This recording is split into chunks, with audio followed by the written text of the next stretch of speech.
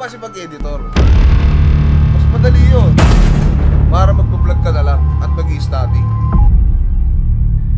Ikaw na lang.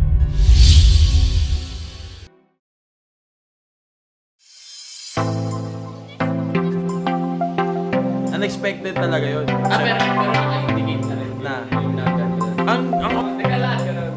Gusto ko ito. Saan nandito? Nandito kasi ako nun. Wala yun.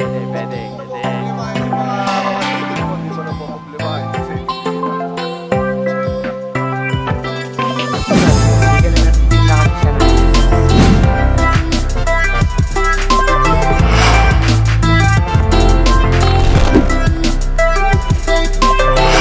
Kadahilan, wait lang. Ito, papakita ko sa gana. Teka mo yung kwento ko. Diba? Kasi ako sa Davao. And doon ako nagstay ng isa ko may fried animal.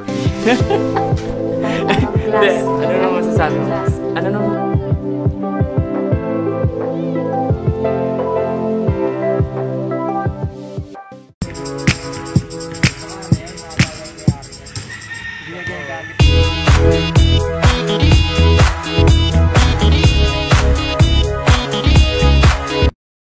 Ay!